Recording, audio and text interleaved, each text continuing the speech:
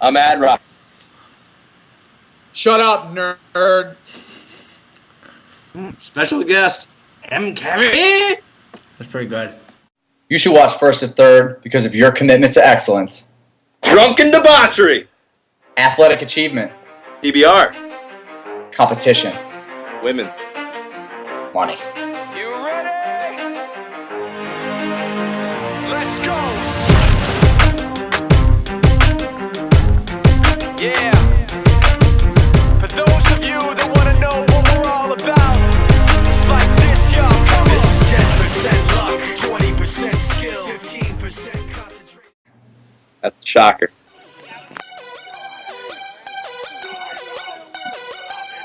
Welcome to DC.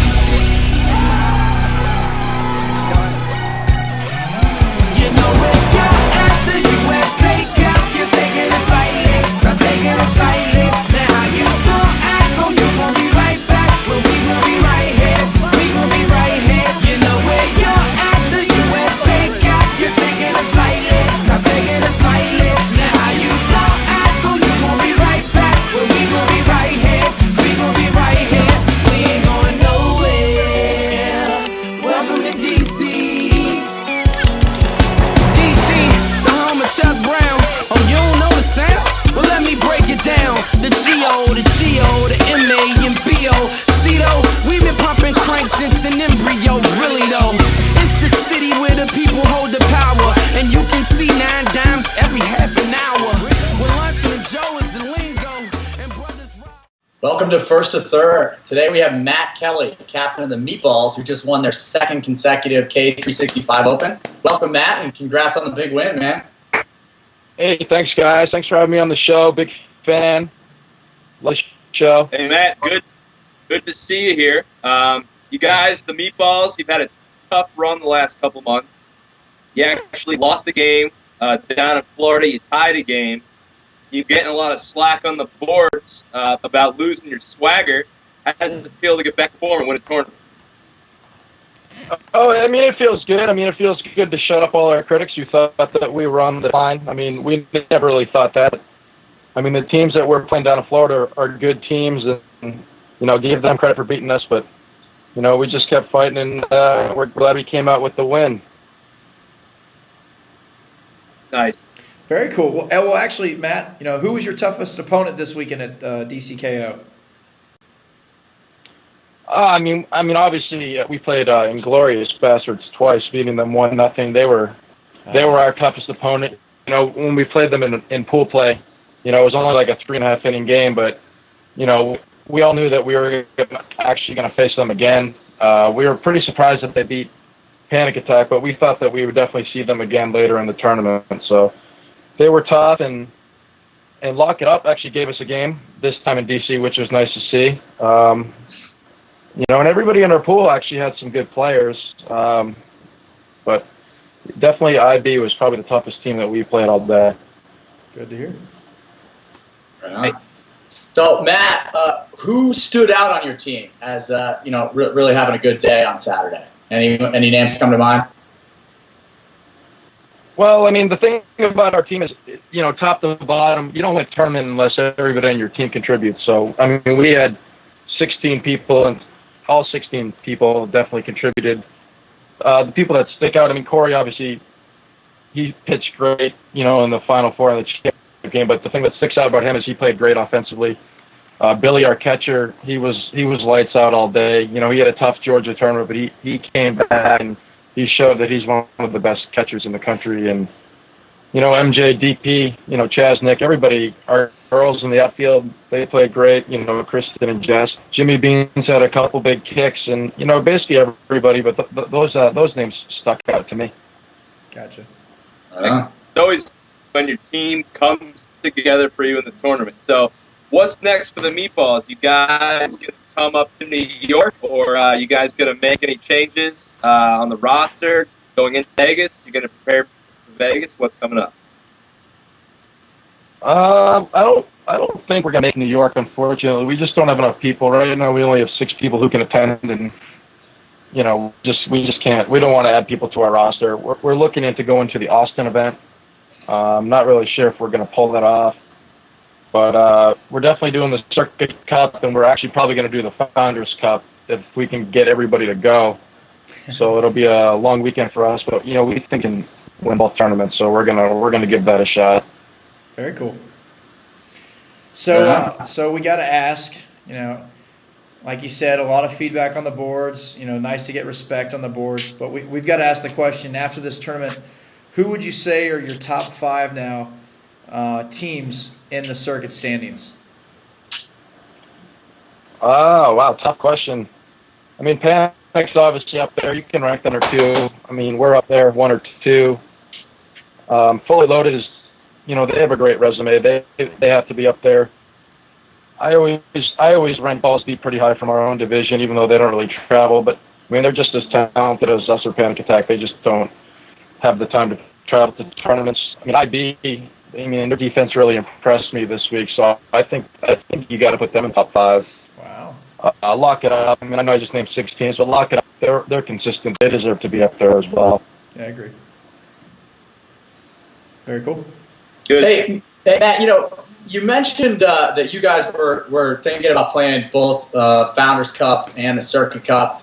A couple of teams have mentioned doing something like that. Without giving away too many trade secrets, what are you guys thinking in terms of tactically, how you're going to do that? Are you going to play completely different infields both days, or are you going to bring 30 people or something? I mean, I'm sure you haven't figured it all out yet, but what do you have in mind? Yeah, actually, Kevin and I discussed this a little bit today. I mean, we have 19 people on our roster. We have 6 girls. Actually, we have 20 people, so 14 and 6. We have a couple people that, we have 4 or 5 catchers, so we're probably gonna try to sit out Corey, Flair, Zilly. Hopefully, what's that, guys? We're getting bad feedback from somebody right now. Looks like Adron. I think it's me. Sorry about that. Go ahead. Yeah. So, anyways, we're gonna try to sit Flades out the whole day till the Final 4 till we need them. Same with Billy. Probably not gonna throw Corey at all during the Founders Cup to save him for the Circuit Cup. Wow. I'll probably try to throw 15 innings because I feel like I can come back the next day and throw. And probably use Jared a lot all day, and I don't know. We have a lot of changeable parts, so I think we can figure it out. I think you're right. Nice, man. That's badass. Good for you guys. Yeah. Right on. So listen, getting into talking a little bit more about DCKO. You guys have any opinions on? I still open up these questions to everyone else. You guys have any opinions on what the toughest pool was? Well, I think we all went in there thinking it was going to be IB Meatballs, but I'm hearing others. Who was it? I just went blank. Another pool stuck out as being the toughest pool, with Deja Vu. Pool E was tough.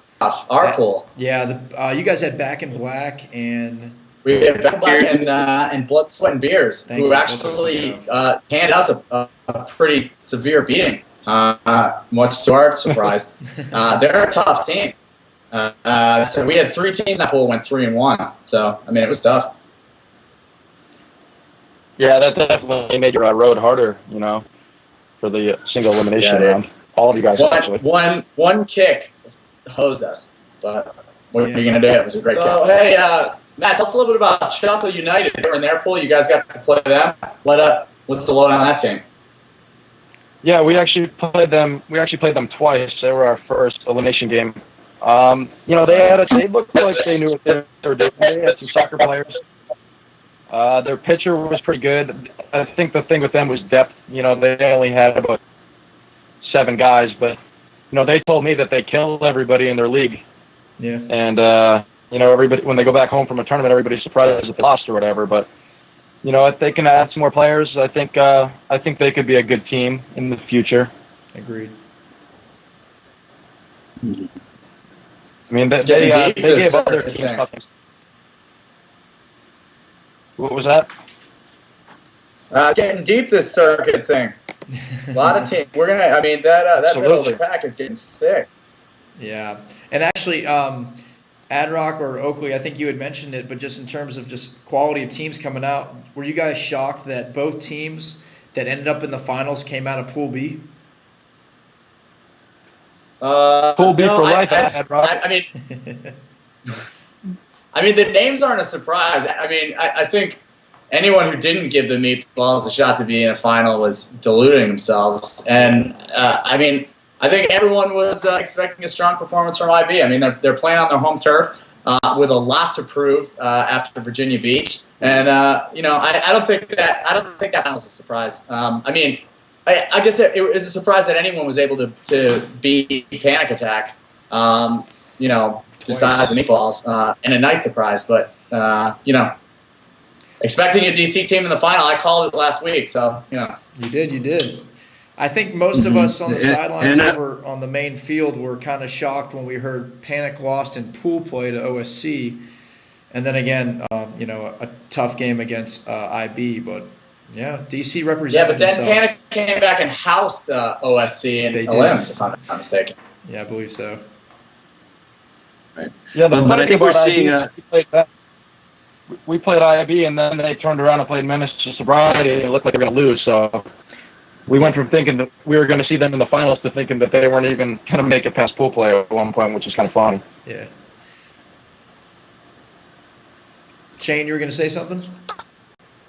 Yeah, I think you're seeing a very common trend here. It seems like the home teams do a really great job of defending home turf. Florida, you had a Florida team win. Virginia Beach had a Virginia team win. Atlanta, you saw Flying V record its best performance, get to the Final Four.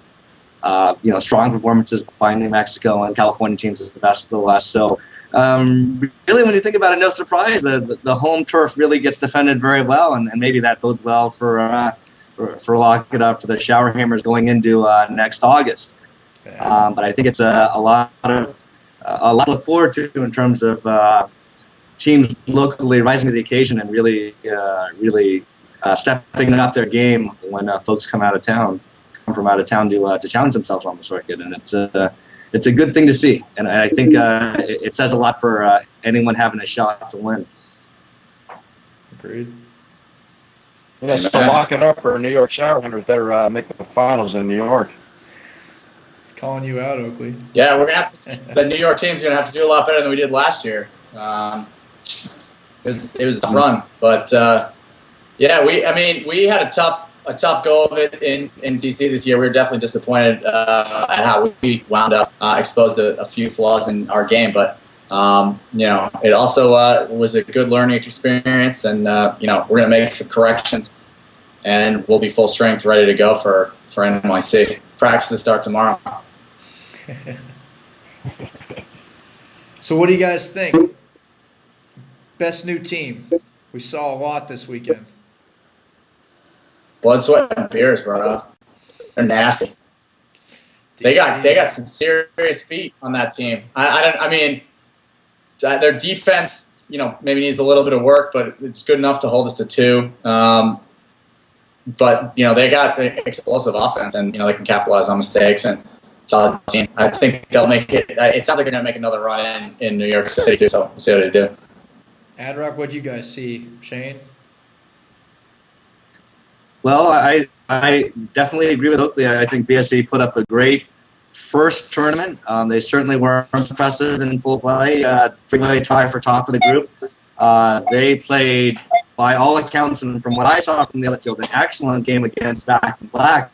And I just think to look over there and to see White Shirts just running the field says that team is doing something right. They're hungry. They're obviously not unknown quantities to DC teams. A lot of them do play in competitive leagues locally, in addition to their primary league. And you're going to hear a lot more from them if they're very, very hungry. Very impressed with them. Very impressed with the teams, obviously, from Maryland, like Deja Vu turned a lot of heads. Yeah. Rush Hour Kickball Club, who gave us our first game of the day. Clearly, they knew what they were doing. They were not giving we're not in Kansas look. They really understood the way the game was played, and with a couple more tournaments under the belt, these two teams will be extraordinarily dangerous.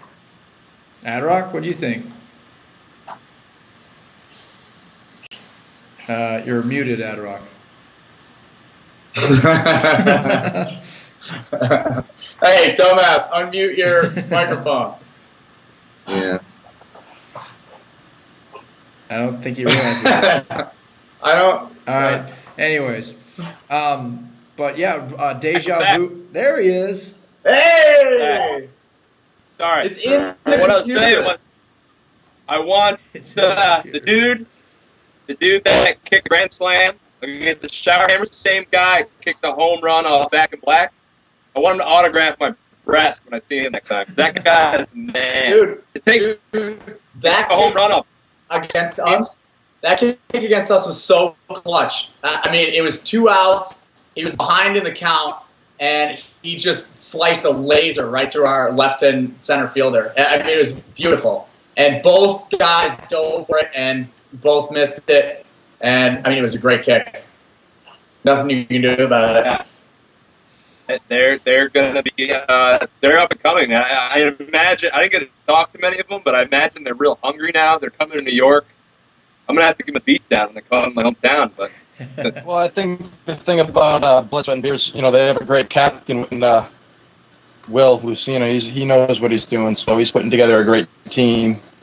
So I think that team will definitely be a contender in the near future. Agreed. Yeah, for sure. That dude knows his stuff from way back. Yeah, he's been on He's a hell of a dog. several teams, so Yeah. that's for sure. He knows the game. Absolutely.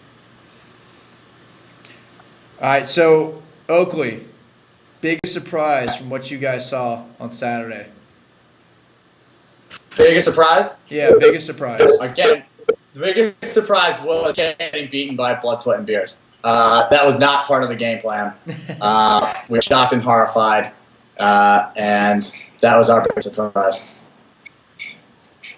Adrock, what do you think? Biggest surprise from this weekend? biggest surprise. I think Blood, Sweat, and Beers is the big surprise. They seem to have a buzz around the whole tournament. Also, I think Attack knew they lost the pool play, spread over to our field. I thought that was some big news. And I think, to be honest with you, you guys said you expected about IB making the run that they made and holding the Meatballs to only a run in both games. A huge surprise to me.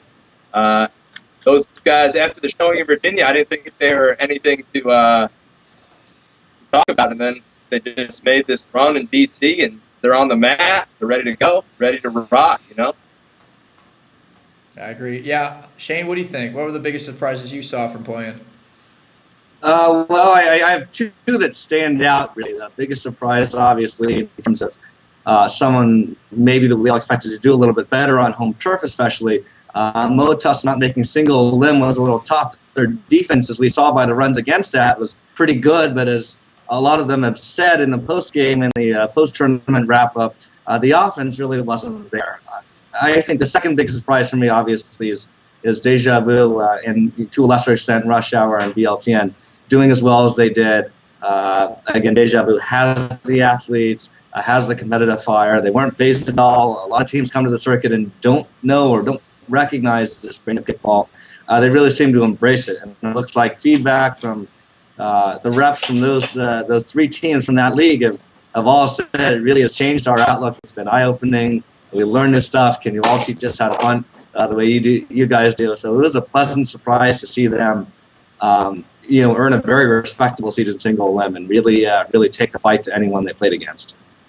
Yeah, I agree. Matt, what do you think? Biggest surprise? I think the biggest surprise was Panic Attack, losing to IB. And actually them losing twice was a big surprise. I mean, I expected to see them in the finals, but that was a huge surprise to me. Shutting Panic Attack out is a hard thing to do, so all the credit in the world goes to IB for doing that.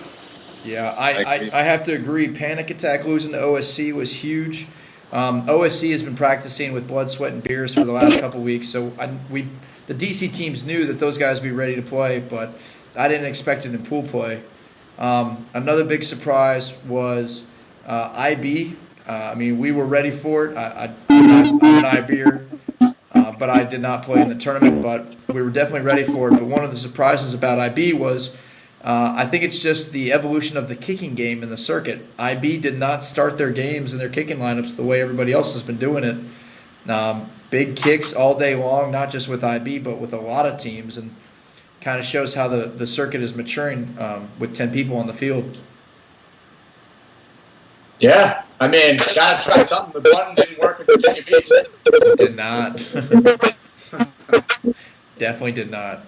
So, yeah, I think biggest surprise, Panic by far. Meatballs make it to the finals, we all knew.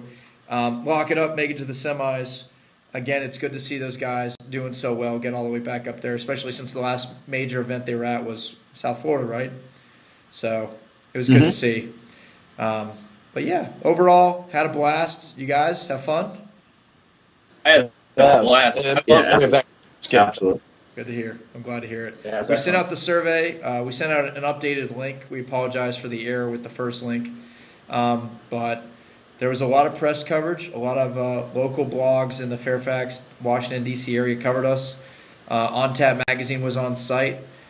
We had video coverage as well that we'll be talking about later in the forum to get links to. But overall, it was great to see everybody come out, and I'm glad you guys had a lot of fun. Thank you again to our sponsor, CDS Legal. Those guys really helped us out. George Mason University did a great job with those fields. It kind of shocked everybody to see field turf, regular field turf from a couple years ago, and then natural grass. And I hope everybody had a lot of fun playing on 3 different surfaces. I'll tell you what, man, you throw up a rooster tail of black pellets when you slide on that stuff. I had those in everything. It happens for us too in New York. I still have we rubber. have the turf like that. We don't have that same kind of field turf though. We have the turf like that was on the RAC field, the stadium field, which is less like playing in a sandbox than the field turf. Man, that stuff's and hot. Yeah, we got some good cuts on our legs from the field. All right. Well, that's it. We'll let you guys get back to your day jobs.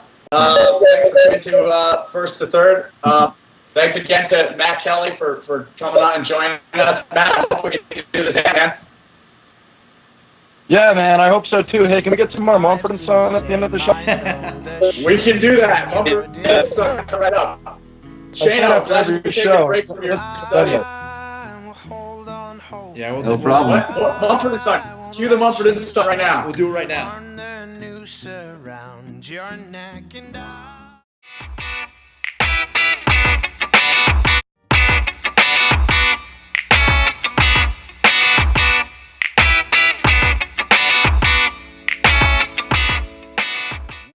All right, go for it. I'm Mad Rock, and this is First to Third.